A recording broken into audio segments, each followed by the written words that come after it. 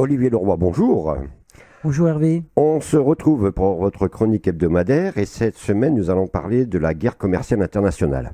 Alors Donald Trump met en place son programme politique, l'America First, l'Amérique d'abord. Quelle est la motivation populaire de cette idéologie ? En fait, les personnes croient qu'à partir du moment où on va vendre et acheter seulement dans le pays, tout le monde en bénéficiera, l'économie ira mieux et les revenus augmenteront. Donc les gens visent un niveau de vie meilleur tout en essayant de sauver les emplois des États-Unis. Alors, retrouve-t-on cette idéologie ailleurs qu'aux États-Unis, justement ? On la retrouve partout parce qu'elle est simpliste. Et donc, c'est un des raisonnements basiques que tout à chacun peut faire. Si vous voulez supprimer le chômage, il suffit de faire travailler la nation et alors on aura du travail dans le pays. Ça semble évident. Quel est le raisonnement que fait Donald Trump alors ? Le raisonnement que fait Donald Trump, c'est qu'il fait un pari. Il parie que s'il arrive à faire travailler les États-Unis avec les États-Unis, si les États-Unis peuvent se suffire à eux-mêmes, alors il va résorber le problème du chômage aux États-Unis.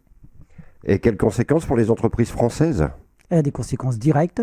Il y a des entreprises françaises qui commencent à avoir des problèmes à travailler avec les États-Unis parce que Donald Trump, pour éviter aux entreprises américaines de travailler avec l'étranger, vient de fixer des taxes à l'importation de denrées qui viennent d'Europe. Donc les produits français et européens sont beaucoup plus chers aux USA. Les entreprises françaises vendent moins aux USA. Elles perdent du chiffre d'affaires. Oui, mais d'accord, mais cela changera-t-il quelque chose dans l'économie américaine ?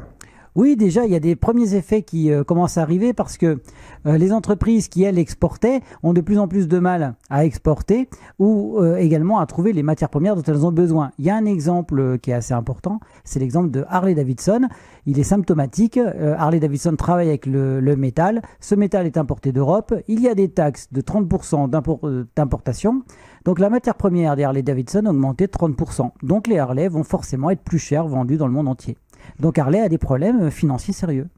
Oui, mais à l'inverse, on peut dire aussi que Harley va peut-être délocaliser en France, en Europe même. C'est exactement ce que Harley-Davidson vient d'annoncer, puisque la matière première est plus chère aux USA, que les Harley-Davidson vont augmenter d'au minimum en moyenne 2 200 $ par véhicule.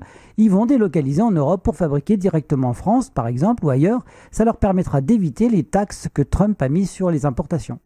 Alors, pour rester dans le domaine de la moto, les motos européennes sont plus taxées en Europe et l'Europe a baissé les taxes sur la Yamaha en représailles. Exactement. Puisque le métal est imposé, le métal européen est imposé par les Américains, alors les Européens ont décidé de faire la même chose sur des matériels américains.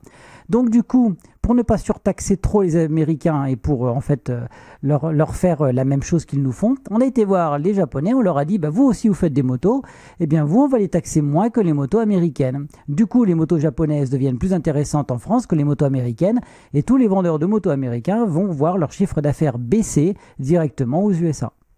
Alors d'autres conséquences aussi. Je crois savoir aussi qu'il y a un fabricant de clous au Missouri qui a déjà licencié 60 personnes sur les 500. Oui, il pense fermer définitivement. Ce fabricant travaille à partir des métaux qui sont imposés à 35%.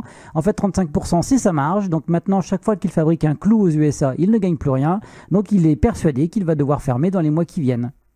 Et en plus, ces matières premières sont de provenance du Mexique, là. Alors oui, ça provient du Mexique. Alors on connaît tous les problèmes qu'a les États-Unis avec les immigrés mexicains. Donc Donald Trump ne va pas supprimer les taxes à l'importation sur le Mexique. Le problème qui se pose, c'est que dans cette entreprise de clous et dans de très nombreuses entreprises, notamment Harley-Davidson, les salariés qui vont être licenciés sont ceux qui ont voté pour Donald Trump. C'est-à-dire qu'en votant pour lui, ils ont scié la branche sur laquelle ils étaient parce que ce monsieur est en train de détruire consciemment tous leurs emplois. Alors ce programme politique American First, est-ce un problème pour la France ? C'est un problème pour la France parce que à partir du moment où nous, on a des taxes à l'importation, nos produits seront moins vendus aux USA. Et donc, du coup, nos entreprises qui travaillent avec l'étranger vont vendre beaucoup moins. Or, il y a en France un salarié sur 3 qui gagne sa vie grâce au commerce international. Donc, commencer à faire une guerre sur les prix à l'international est dangereux pour un salarié sur 3. Donc oui, on a du souci à se faire parce que c'est peut-être le début de quelque chose de très très important qui va se passer dans les 15 à 20 ans qui viennent. On parle de la guerre commerciale internationale, on parle de l'Amérique, on va aller carrément à l'autre bout du monde. puisque les Asiatiques ont accepté maintenant le bœuf chez eux. Oui. Donc c'est une bonne nouvelle pour nos agriculteurs. Tout à fait, c'est une très bonne nouvelle pour les agriculteurs et c'est quelque part en réponse à ce que fait Donald Trump. Il y a d'un côté ceux qui se replient sur eux-mêmes et il y a ceux qui acceptent le jeu du commerce international et qui vont développer leur économie. Il y a fort à parier que l'économie américaine se réduise dans les années qui viennent et que ce qu'il a mis en place crée fortement du chômage et que ce chômage aille tout particulièrement dans les classes sociales qui ont élu Donald Trump. Donc ça va être un vrai problème pour lui parce qu'ils vont rapidement comprendre qu'ils se sont mis en danger. Merci Olivier Leroy. Voilà ce que l'on pouvait dire sur la guerre commerciale internationale. On se retrouve la semaine prochaine pour un tout autre sujet. À la semaine prochaine. À la semaine prochaine, Hervé.